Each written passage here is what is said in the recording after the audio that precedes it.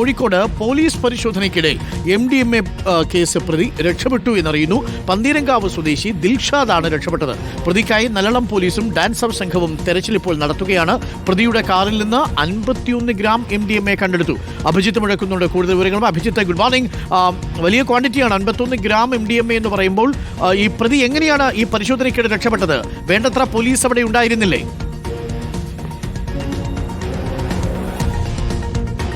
Doctor Arunkumar, good morning.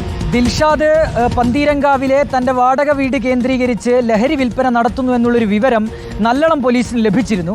അങ്ങനെയാണ് ഇന്നലെ രാത്രിയോടുകൂടി നല്ലളം SIയുടെ നേതൃത്വത്തിലുള്ള സംഘം ഇയാളുടെ വീട്ടിലേക്ക് എത്തിയത്. ഈ സമയത്ത് ഈ പ്രതിയായ ദിൽഷാദ് ഒരു കാറിൽ വീട്ടിലേക്ക് വരുന്നു.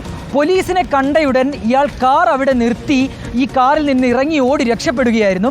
പോലീസ് ആദ്യഘട്ടത്തിൽ ഇയാൾക്കായി ഒരു തെരച്ചിൽ നടത്തി, പക്ഷേ ഇയാളെ കണ്ടെത്താൻ കഴിഞ്ഞില്ല. പിന്നീട് കാറിൽ ഈ MDMA ഉണ്ട് എന്നുള്ളൊരു വിവരം പോലീസ് മനസ്സിലാക്കുന്നു. അങ്ങനെ കാറിൻ്റെ ചില്ല് തകർത്താണ് പോലീസ് MDMA കണ്ടെടുക്കുന്നത്. കാറിനകത്ത് 51 ഗ്രാം MDMA ഇയാൾ സൂക്ഷിച്ചിട്ടുണ്ടായിരുന്നു. അത് പോലീസ് ശേഖരിച്ചിട്ടുണ്ട്. പോലീസും ഡാൻസ് ഓഫ് സംഘവും ചേർന്നാണ് ഈ പരിശോധന നടത്തിയത്.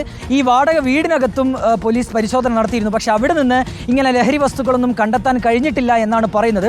ഈ രക്ഷപ്പെട്ട ദിൽഷാദ് ഒരു സ്ഥിരം കുറ്റവാളിയാണെന്നും പോലീസ് പറയുന്നുണ്ട്. നല്ലളം സ്റ്റേഷനിൽ തന്നെ ഇയാൾക്കെതിരെ നിരവധി കേസുകളുണ്ട്.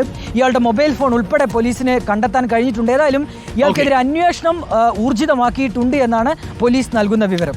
ദിൽഷാദിനെ ഇപ്പോൾ തിരികെയാണ് പോലീസ്. Thank you Abhijith.